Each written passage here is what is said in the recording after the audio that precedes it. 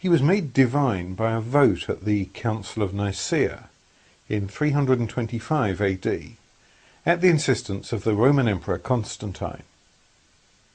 Constantine pretended to have converted to Christianity, but he was actually a pagan emperor.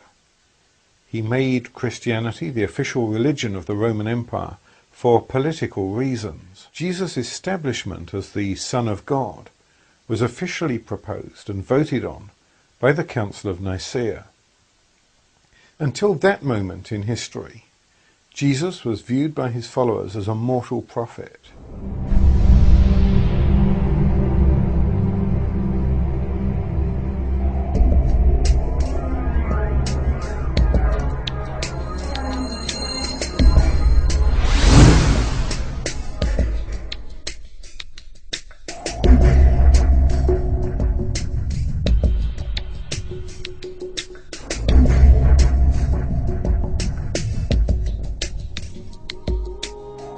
Did the Roman Emperor Constantine cherry-pick which Gospels he wanted to be included in the Bible? Dan Brown says that more than 80 Gospels were considered for the New Testament. And he says Constantine commissioned and financed a new Bible, which omitted those Gospels that spoke of Christ's human traits and embellished those Gospels that made him godlike. The earlier Gospels were outlawed, gathered up and burned. And so this is how the four Gospels, Matthew, Mark, Luke and John, got into our Bible today.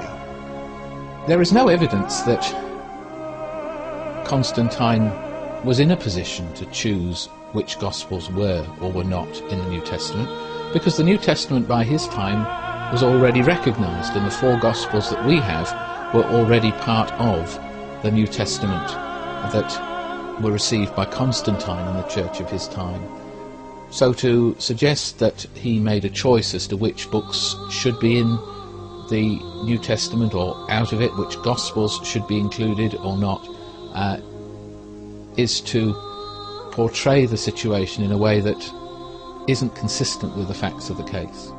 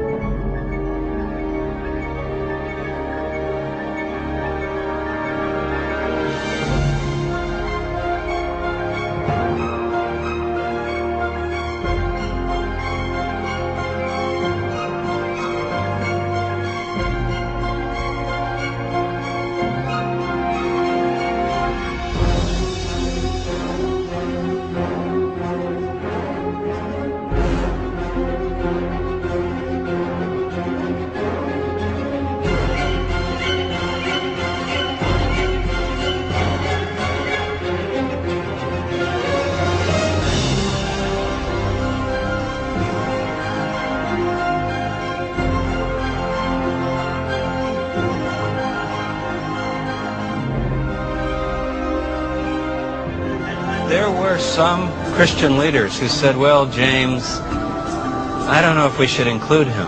Now, he's the brother of Jesus. Why wouldn't you want his letter? Because if you read the letter, it doesn't have the gospel that people came to associate with Christianity. In complete contrast to today's Christianity, the letters of Jesus' brothers describe him as their master, but not divine. They see Jesus as a human character blessed by God.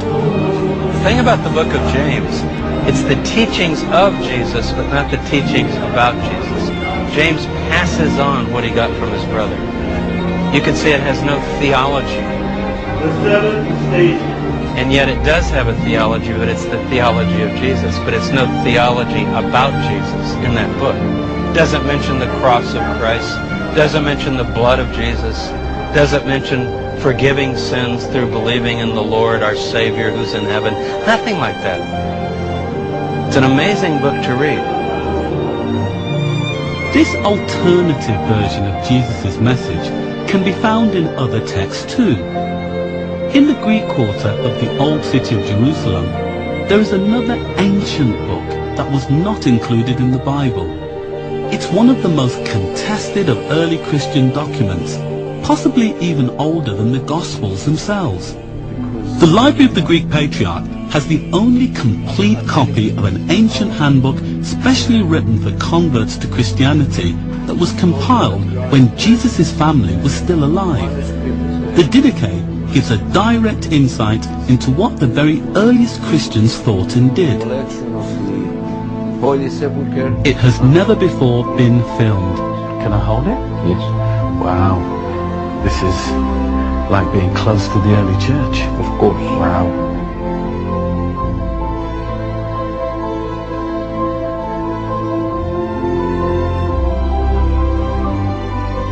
The Didache, or teaching, contains a code of Christian ethics based on the original teachings of Jesus, and some instructions as to the proper forms of worship. Διαφορά πολύ μεταξύ των δύο οδών. There is a great difference between the two ways. But what makes it so dangerous for today's Christianity is what it leaves out. There is no mention of the virgin birth, no mention of the resurrection, and above all, no mention of Jesus as God.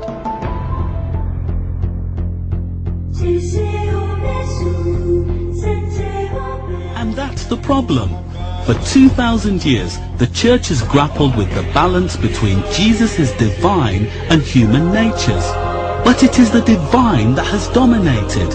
In the process, it is Jesus' essential humanity and the humanity of his teachings that has been lost. Do you think that one of the reasons why they don't mention Jesus as Lord God and they don't mention the resurrection was because they didn't believe that those events had taken place, that Jesus wasn't the Son of God and that Jesus wasn't raised from the dead, but instead he was a human, a prophet, and not divine?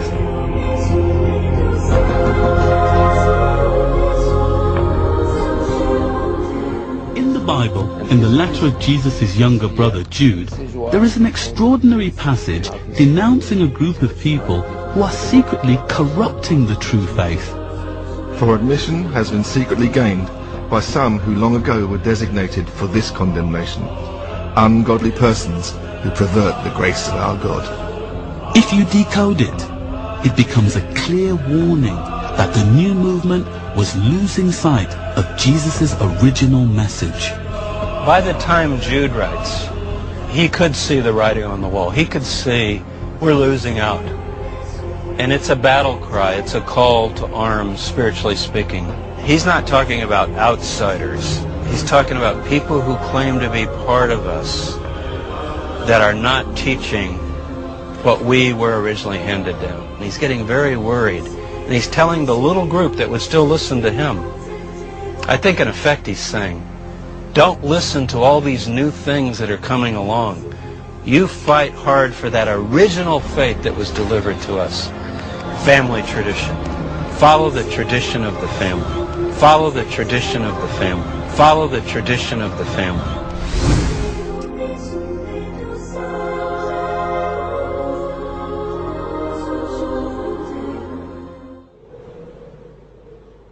ذلك عيسى ابن مريم قول الحق الذي فيه يمترون ما كان لله أن يتخذ من ولد سبحانه إذا قضى